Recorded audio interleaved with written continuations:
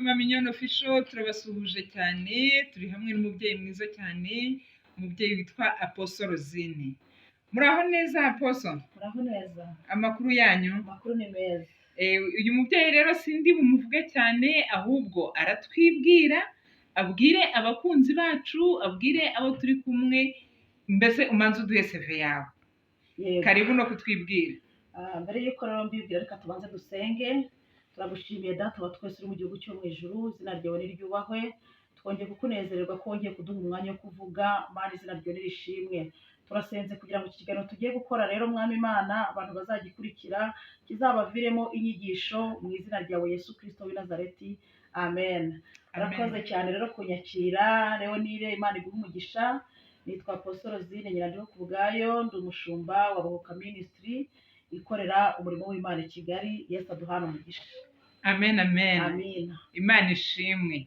Mwese murabyumvishije rero, muramukurikiye, ni umubyeyi mwiza cyane. Ubushize nabwo twigeze kuganira, hari ibyiza yatugejejeho, ndetse atubwira na bimwe mu bintu bitagomba kubura mu rugo rw'abashakanye. Kubera ko rero gahunda zacu ari ukugira ngo tugire umuryango mwiza, umuryango wubakitse, umuryango ufite ejo hazaza, umuryango ufite umunezero. Uyu Apostle Rosine ni umwe mu bantu bajya bagira amagambo meza adukomeza, amagambo meza atubwira ndetse n'imyitwarire tugomba kugira mu ngo zacu kugira ngo zibe nziza. Hagati aho ngaho rero twagira ngo Apostle wongere utuganirire ndetse udetaye uturamburire mu magambo arambuye y'ameza atatu watubwiye, ameza agomba kuba mu rugo rw'abashakanye. Watubwira ku meza ya mbere, ukatubwira ku meza ya kabiri, ukatubwira no ku meza ya gatatu. Yego, murakoze cyane. Ubwo duheruka mu kiganiro kuri iyi channel twabaganirije kugira ngo urugo rwiza rwa gikirisitu abantu babashe kugira urugo rwiza, bubaha Imana, babane neza, kubera ko mu rugo ni nk'itorero. Kugira ngo urwo rugo rumere neza, habashe gukuriramo abana bazagirira igihugu umumaro, bazagirira Imana umumaro. Hari ameza atatu atagomba kubura mu rugo rw'abashakanye nk'uko twabivuze. Icyo gihe nababwiye rero ko ayo meza ari ameza aya ngaya duteguraho ibyo kurya twateguye, twatetse, twavanye mu gikoni. Ayandi meza ya kabiri mbabwira ko ari ameza y'isengesho. Ameza ya gatatu mbabwira ko ari ameza yo mu cyumba ahuriraho umugore n'umugabo. Icyo gihe rero nabibabwiye, ariko ntabwo nagiye muri detaye kuri buri bwoko ngo mbabwire iyo urugo ruramutse rufitemo ikibazo kuri buri bwoko bw'ameza, ukuntu urugo rugira ikibazo. Rero ntatinze reka mbaganirire ku meza ya mbere. Murabona mu rugo hakunda kuba hari abagabo badakunda kurya mu rugo. Umugore agateka, agategura ameza, ategereje umugabo ko aza. Ariko ntabwo aba ari meza yose ugomba gutegura, uba ugomba kumenya ikintu umugabo wakunda. Yego, murabizi yuko mbere yuko mubana wabanje kumenya ese umugabo wanjye akunda iki, ubizi ibintu umugabo wakunda. Rero urabitegura. Iyo ubiteguye rero kuko umugabo aba abikunda ukamutegereza ntaze, icyo gihe ntabwo umugore yishima. Rero bisaba ko mu bashakanye utegura ameza, ariko n'uwo mwashakanye akaza kuyabonekaho. Ntabwo ayabonekaho wenyine, ahubwo n'abana iyo mubafite Imana yari yarababahaye, ariko niyo mutarabagira ni ngombwa ko ayo meza y'ibiribwa n'ibinyobwa mwese mugomba kuyabonekaho. Dufite abantu b'abagabo batarya mu rugo. Umunsi wa mbere ntarye mu rugo, uwa kabiri ntarye mu rugo, uwa gatatu ntarye mu rugo. Ngo nariye ku kazi se, nariye aho twagiye mu nama. Ibyo bintu abagabo munkurikiye mumenyereza ko niba uri umugabo utajya ku meza mu rugo, rwose ikintu ntabwo ari cyiza, cyagusenyera. Ntabwo umugore yategura ameza rimwe kabiri gatatu utayabonekaho, yakibaza ari nde ugufite mu nshingano, kandi Imana ari we yagushyize imbere ngo mubane, akwiteho n'undi amwiteho. Rero ayo meza ni ngombwa ko umugabo ayabonekaho. Bishobora kuboneka impamvu ituma wenda atayabonekaho buri munsi, ariko iyo mpamvu ikaba izwi. Rero ayo meza ni ngombwa ko mu rugo mwese muyahuriraho nk'uko muba mwarashakanye. Ayandi meza ya kabiri rero ni ameza y'isengesho. Aya meza ya mbere n'abana bagomba kuyabaho. N'abana bagomba kuyabonekaho. None se warya umugabo n'umugore mufite abana ntibaboneke ku meza? Impamvu nari nkubajije iki kibazo ni uko hari abantu benshi iyo bumvishije ngo ameza, ngo ni ameza ya mbere y'abashakanye. Aya meza nk'uko yasobanuye, navuga ngo ni ameza y'umuryango. Ameza ya mbere ni ameza y'umuryango. Imana ishimwe cyane. Yego, komeza udusobanurire n'andi meza. N'aya kabiri urebye nayo ni ay'umuryango, kubera ko ntabwo waba ufite abana Imana yaguhaye ngo ubagaburire ibyo kurya byo mu mubiri, nugera ku byo kurya byo mu mwuka abana ntubatoze gusenga. Urebye mu rugo rw'abashakanye, ameza ya mbere n'aya kabiri urebye n'abana bayabonekaho, ahubwo aya gatatu niho abana bataboneka. Imana ishimwe. yego Rero aya meza ya kabiri y'isengesho ni byiza ko abana Imana yabahaye mugomba no kubatoza gukura basenga. Ijambo ry'Imana riravuga ngo toza umwana inzira azanyura akiri muto ntabwo azayiyoba. Niyo mpamvu no ku meza ya kabiri n'abana baba bagomba kuhaboneka nabo bakagira gute bagasengana n'ababyeyi. Aya meza y'isengesho impamvu ari meza, ubundi dufite abantu bubaka ingo bafite imfatiro zigiye zitandukanye. Hari abantu bubaka urugo rwabo rwubakiwe ku rufatiro wenda rwa famiye, ari famiye wenda yabashingiye. Hari abantu bubaka ingo bafite ibindi bintu bubakiyeho, ariko iyo ari urugo rwa gikirisitu urufatiro rw'urugo rwabo aba ari ku Mana, aba ari isengesho. Rero uru rugo rutarimo aya meza ya kabiri, umugore akaba ari gusenga wenyine cyangwa umugabo akaba ari gusenga wenyine, wenda hari n'aho batanasenga bose, uru rugo rwose nta musingi rufite. Urugo ruzima ni urufite urufatiro hehe? Ku Mana. Rero iyo mugeze ko hari ameza ya kabiri y'isengesho nibwo ubasha kubohoka mugashimira Imana ibyiza bakoreye uwo munsi, mukayitura ibibazo mufite, haba hari n'uwagize icyo akomeretsa kuri mugenzi we, hariya niho mwihanira. Iyindi mpamvu aya meza ya kabiri atagomba kubura mu rugo, murabizi yuko iyo tugiye kuryama cyangwa se tubyutse, ubuzima turimo ni Imana iba yabuduhaye. Ntabwo ubuzi niba ugiye kuryama uri buramuke, ntabwo ubuzi niba ubyutse ukajya ku kazi uri butahe. Ni ngombwa ko aya meza y'isengesho rwose nk'uko mutabura ibiryo mu rugo, niko iyi meza y'isengesho itaba igomba kubura mu rugo. Urugo rwiza, urugo rwubaha Imana, aya meza y'isengesho ntabwo aba agomba kuhabura, kuko mwihuza n'Imana. Abantu bagasengera hamwe, yaba umugabo yaba umugore yaba abana, bose bagasengera hamwe, bakamenya niba hari uwakosheje akihana, niba hari uwahemukiye undi akamusaba imbabazi, kubera ko aho tuba tugiye ntabwo tuba tuhazi. Kandi kanongeraho kuri ayo meza abiri, kuko murumva n'ameza abonekaho abana, ariko n'abantu bafite bafashe imirimo mu rugo abo bita abakozi, ntabwo wagaheje umukozi ku meza y'isengesho, uba uri kumuha ubuhe burere? Uwo mwana uba waraje mu rugo rwawe hari igihe aba azagukuraho umugisha, cyangwa ari inzira Imana yaciye kugira ngo azamenye gusenga. Hari n'akandi kantu ushaka kubwira abantu bubatse ingo, hari ukuntu ufata umukozi akagutekera ibiryo byose akakurerera abana, ariko igihe cyo kujya kurya ukamuheza ukamusubiza mu gikoni. Ese buriya umusubije mu gikoni ku isi yahindutse, ugasanga yahumanyije ibiryo mukabirya adahari, urumva ubwo byaba bimeze gute? Njye ndagira inama abantu bafite abakozi kujya bacekinga icyo kintu, kubera ko umukozi aba akwiranira abana, yabareze bamushyize ubuzima bw'abana mu biganza, yarangiza akagutekera ibiryo, yashyiramo ibyuya, yaciramo, ntabwo uba ubizi. Ariko mwagera ku meza ngo uramuheje. Ese ko umuheje kandi ari we wabiteguye, nk'ugaramutse abihumanyije.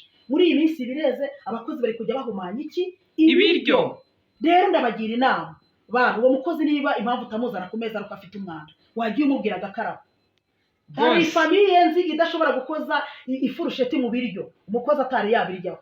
Ibyo ni ukuri. Umva barabanza bakarindira bakarona wakaru, akabanza akabirya kugira bamenye ko ataba yarahumanyije. Muri iyi minsi rero ababyeyi mukanguke, ba papa ba mama ni mukanguke. Aho ngaho nanjye ndatanga urundi rugero. Hari famiye nzi ntago wenda bari bafite iyo intention yo kuvuga ngo umukozi yabaruga n'ibiki byose, ahubwo bo bajyaga ku meza n'umukozi akaba azi ko ari umwana nk'abandi, bose bakicara ibisoro bigasirikira hamwe, bose bakiseriva hamwe, hanyuma bose n'abana barabatoje umuco wo kwandurura bakabyandurura, bakagenda bose bagafatikanya no koza. Uyu mukozi agakora imirimo yo mu rugo yindi, wenda koza ibyombo abana bakabyoza nijoro barangije kurya, cyangwa se igihe batari ku ishuri, ariko ukabona ko ibintu byose babikorera hamwe. Uyu mukozi baramugize nk'umwana mu rugo. Ni abantu b'abakristu cyane, basengeraga kuri kominote ndetse bagatanga n'inyigisho zikomeye kuri kominote Dore Emmanuel, bagatanga inyigisho nziza cyane. Ibyo bavugaga rero barabyakwikaga no mu rugo rwabo. Ni ukuri ni urugero rwiza rw'abantu bafata abakozi neza bo mu rugo, bakamenya gusangira nabo. Ahangaha mpinjirira nkagaya umuntu w'umumabuja usuzugura umukozi ukagira ngo si umuntu, akamusuzugura kandi atitwaje ko uyu muntu yamusigiye umwana we, uyu muntu yamusigiye imyenda ye, uyu muntu yamutekeye. Ubundi umukozi mufate nk'umuntu wawe w'indani, kuko agukorera ibyo wowe utikorera. Murakoze Apostle. Hanyuma uratugerera no ku meza ya gatatu. Ameza ya gatatu yo, ari ameza ya gatatu yo tuzayakorera iyindi pariti yayo. Ari ameza rero, ari ameza nzabakorera iyindi pariti izarebwa n'abantu bubatse gusa n'utubatse ntabwo azayireba. oya ntacyo ariko uragira iki tubwiraho. Ngiye kubabwiraho gatoya. Ubundi ni ukuvuga ngo ameza ya mbere n'aya kabiri ubwo abana bahabonetse niba n'abandi bantu babana mu rugo babashije kuyabonekaho. Ariya ya gatatu rero ni ariya dutangira umugisha ku mugore n'umugabo. Abapasiteri tubabwira tuti uyu ni umugore wawe, uyu ni umugabo wawe. Ni ameza y'umwihariko rero ku mugabo n'umugore, ubwo ni ameza ya hehe yo mu gitanda. Ariya meza rero nayo iyo utabanje ariya meza ya mbere ngo agende neza, ariya meza ya gatatu akenshi nayo arapfa. Rero hari famiye usanga mu rugo rwabo haba ameza ya gatatu gusa, nayo ugasanga agenze nabi kubera ko aya mbere nayo yapfapfanye. Ibyo uvuga ni ukuri rwose, ngenda gushyigikiye cyane. Ariya meza rero ya gatatu nzababwira ukuntu umugore mubi ayitwaraho nabi n'umugabo mubi akayitwaraho nabi. Ni iyindi pati iri inyuma. Ndayibakumbuje nzababwira ibintu umugore akora bigatuma umugabo yamuzinukwa atamukenera ko ariya meza ya gatatu, cyangwa se ibyo umugabo yakorera umugore nawe ko ariya meza ntaba yakwifuza kumubona. Rero ariya meza ya gatatu yubahwe ariko ategurwa n'ariya meza yandi ya mbere. Yego. Urakoze cyane Apostle. Abakunzi ba Mama Mignone Official mudukurikiye, ahangaha ntekereza ko hari isomo mukuyemo rikomeye cyane. Ameza ya mbere yategure neza, ubishyiramo ubushake kandi mwese muyakonsome. Ni ukuvuga ngo ameza ya mbere mwese n'ubundi muyabonekeho. Ameza ya kabiri muyategure neza nayo kandi mwese muyabonekeho, muyagiremo uruhare. Ameza ya mbere ni bya biribwa, ameza ya kabiri ni ugusenga, ameza ya gatatu ni ya yandi y'abashakanye nyine nyirizina. Yego. Aposa tubwiye yuko abidukumbuje, uraza no kutubwira, niba uratubwira umunsi uzabitubwiriraho, niba biragenda ntabwo mbizi, ariko iki kiganiro gitegure neza ku buryo uzakibwira abakunzi bacu bakacyumva neza.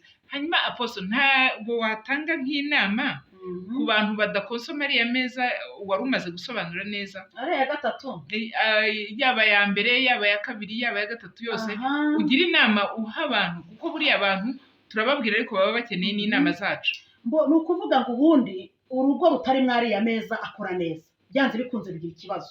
Turi kugera tubona amadivorce menshi ariko muri iyi minsi ya none abantu bakavuga ngo ni abadayimoni, abandi ngo ni abarozi, abandi bakazana impamvu zitandukanye. Impamvu zikaba nyinshi, ariko mu by'ukuri niba uru rugo ruri mwaya meza atatu akora neza, naho umurozi yaza akagira ibintu yangiza, ntabwo urugo rwapfa gusenyuka.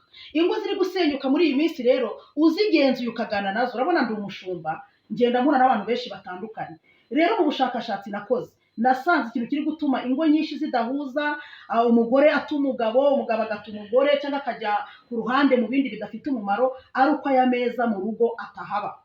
Hari igihe haba hari ameza amwe ariyo akora neza, ayandi atahaba. Hari ingo nyinshi utabwira ngo dusenge batazi n'ibyo ari byo.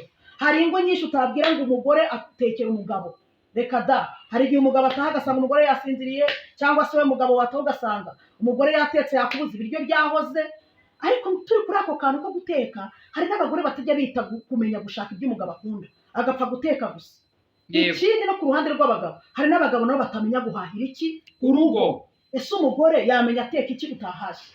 Ni ku mpande zombi. Ku ruhande rw'umugore hari ibyo uri gusabwa kugira ngo ayo meza ya mbere agende neza, nawe ku ruhande rw'umugabo hari icyo usabwa kugira ngo ya meza umugore abashe kuyategura neza. Niba yanayateguye byaboneke.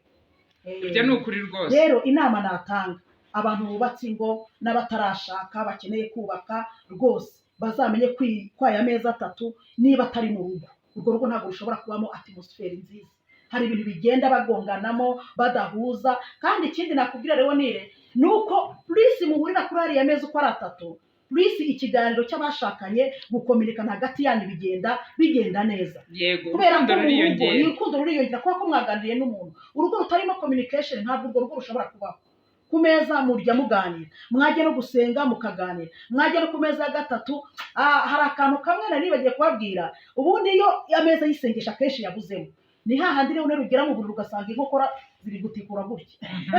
Ugasanga inkokora hano kubera ko ameza ya mbere ntagenze neza, ntago mwariye, ntimwahaze. Ikindi urabona hari n'ukuntu umugore atekana ibiryo kare agahinda, bitewe n'uko arabizi neza yuko umugabo atahahira, cyangwa se arabizi neza yuko uyu mugabo hari urundi rwo ahahira hirya, bo bakamera nk'aho bariye ibisigazwa. Ntago ameza ya gatatu yagenda neza, hazamo inkokora. Ntibishoboka. Agenda neza gute kandi utishimye?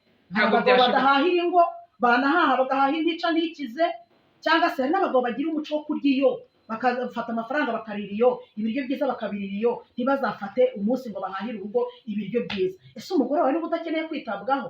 Hari abandi bagabo ushaka kunenga, ndi umushumba, hari abagabo bafata abagore b'abandi basa neza bakagenda bakabagurira inkoko bakabagurira iki, umugore wawe ntuyimugurire, kandi ari we mwashakanye, ari we ukubyarira abana, ari we ukumesera, ari we ukwita kuri buri kintu. Wa mugabo nkurikiye rwose, ndi umushumba ndakunenze, umugore wawe umutima w'urugo ukumenyera abana wasize, akakumenyera umwenda udafuze, akakumenyera buri kintu, rwose abasabwa kwitabwaho. Abandi bagabo nanone, hari abandi bagabo rero babona abagore b'abandi basa neza bakabashidukira bagakanura, kandi ubwo ufashe umugore wawe nawe ukamugira neza ukamuha amafaranga akiyitaho, nawe yaba mwiza.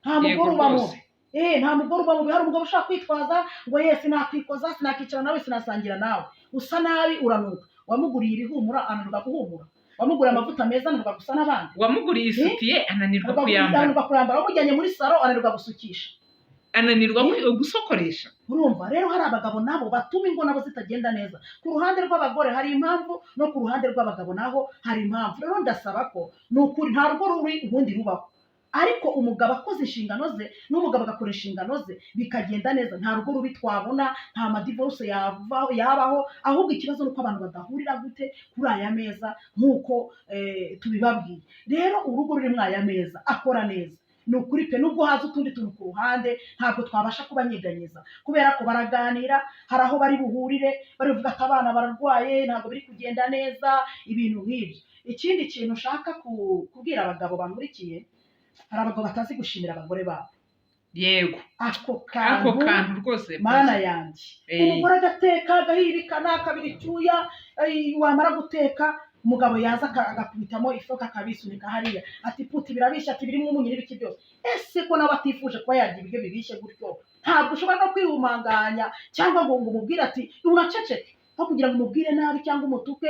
Urumva umuntu utangiye ubwirwa nabi ku meza ya mbere, biraza kugera ku ya gatatu bimeze ute? Ni inkokora, ni ukurara yambaye, ni ugushyiramo ikoboyi n'ingufuri, ikoboyi hose ikoboyi n'ingufuri rwose. Kubera iki? Ku meza ya mbere byatangiye ari bibi, birakomeje n'ahandi. No gusenga ari gusenga atishimye, cyangwa suwati nta nubwo ameza yisengesha haba, barahita baboneza he ku ya gatatu. Urumva rero ntabwo ya gatatu yaba meza rwose, ntabwo ya gatatu ashobora kuba meza. Hari ubundi ariya ni nka deseri, hariya ni nka deseri, ni deseri, ntabwo ari ibintu uvuga ngo bahita biza mu mutwe. Mbwire n'abantu, hari abantu bajya kubaka ingo bafite ibitekerezo bitandukanye mu mutwe.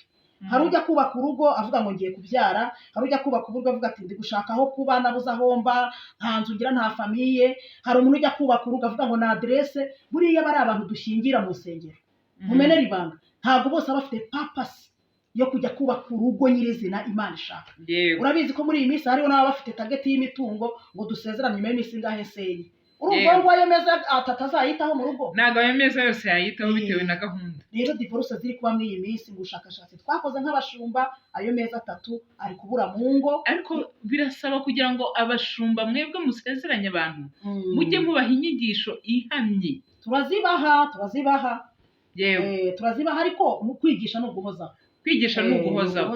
Niyo mpamvu natwe iyi channel yacu twafashe gahunda yo kuvuga ngo reka twigishe abantu kugira umuryango mwiza, kugira urugo rwiza.